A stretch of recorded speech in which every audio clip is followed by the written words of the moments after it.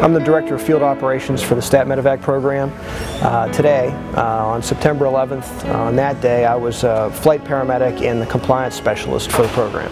Today I'm the clinical manager for STAT MedEvac. 10 years ago I was a flight paramedic assigned to MedEvac 7. Tom Rolison, and I am the regional field support manager. Mike Steele, and I'm a pilot out of STAT MedEvac 11 out of Altoona. Tony Zroya, I'm a transport coordinator, and on September 11th I was working Medic Command. Well, that morning was a little odd. We noticed our base site mechanic was coming up the street in his car, but at a really higher than normal rate of speed, and took the turn into the parking lot to our base just as though something was really wrong. It was a normal morning. It was beautiful, I remember. It was a nice sunny day outside. We were sitting in here, we just got done briefing for the day, and a report came across the TV that an airplane had crashed. We had a TV in one of the crew rooms, everybody was gathered around, and I mean, it was chaos, total chaos. It's how's that kind of happen on a clear blue September morning? Does a plane kind of steer off course? None of us kind of really thought that it would even be terrorism. We were out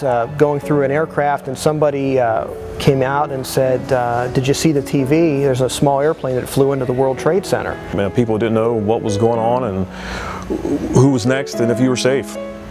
So we stopped what we were doing and walked into, we had a helicopter base here at the time, and looked at the TV and saw the image of a burning World Trade Center. One tower was on fire. And just the look in his face, I said, "John, what's going on?" He says, "Dude, we're under attack." At that point, we knew that something had just changed, and it was pretty bad. If a room could get any quieter than silent. It was anger, you know, at first. You know, I think every American thought that. You were really angry, and you wanted something done. You wanted to do something, even though you didn't know who or what. You know, made a few phone calls. Told my wife, you know, you need, because we don't know what's going on. You need to plan on going to get some groceries. I think everybody developed a kind of a sense of purpose, and there wasn't any panic. We all took maybe personal phone calls. I know I took a phone call from my wife, worried about our kids that were young at school at the time, and so we had to deal with some of our personal issues as well as being ready to respond to the emergency.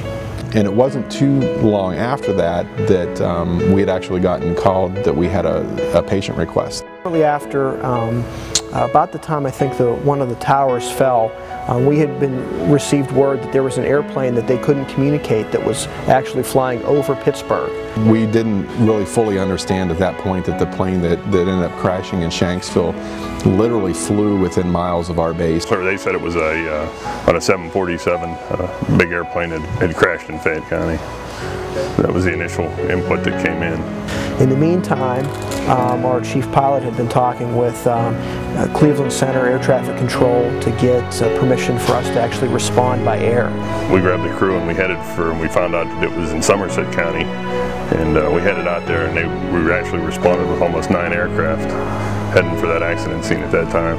Our pilot pulled us off to the side and said, you know, we're going to take this mission, but you know, if you see anything, and I do mean it, if you see anything, if you hear anything, if something doesn't look right, smell right, seem right, you let me know about it right now, because we really didn't at that point have any idea how many more were out there, what else was going on. You start hearing other erroneous reports about car bombs at different places, and then news started flooding in of different things, and at that point it was really we didn't know what was going on. You had to really watch. They were trying to land all the aircraft and get all the aircraft on the ground, and you didn't know what was going on. Planes were circling, and you were thinking, okay, are they going to crash this thing into the hangar? The changing point of the room was we received a call from Somerset 911 about a commercial airliner going down, and then pretty much we were involved with what was going on a national level.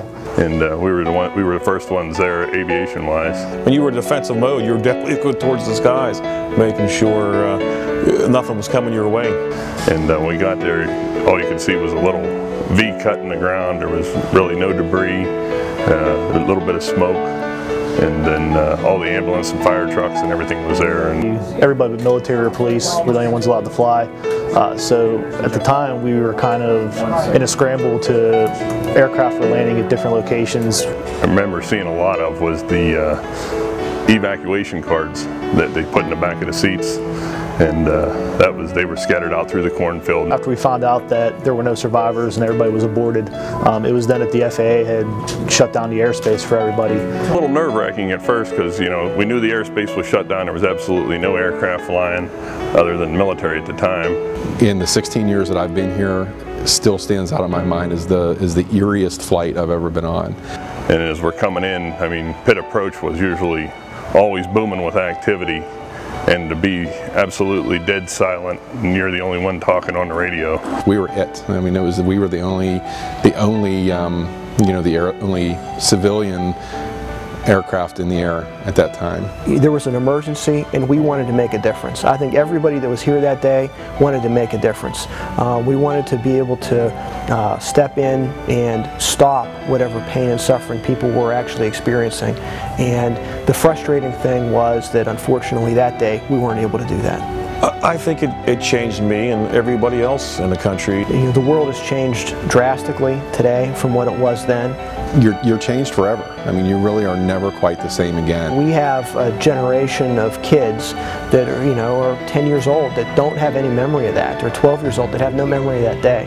Myself, I think they should play that scene every day of what happened to the towers. What has changed today is that every time I put a flight suit on and I still fly as a flight paramedic, I understand that on that shift I may be called upon to respond to the exact same incident or something worse that some terrorist has dreamed up.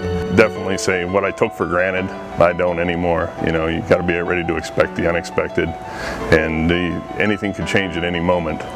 You know, and we have we're not in charge of it anyway. 10 years ago, it wasn't, you really couldn't get your head wrapped around somebody intentionally flying jumbo jets into the World Trade Center and bringing them down. Americans, we're strong, we move forward. As long as we remain vigilant and as a country as a whole, do what we can to prevent anything like that from ever happening again. We owe it to those emergency services providers who went to work that morning and never went home, to never forget them.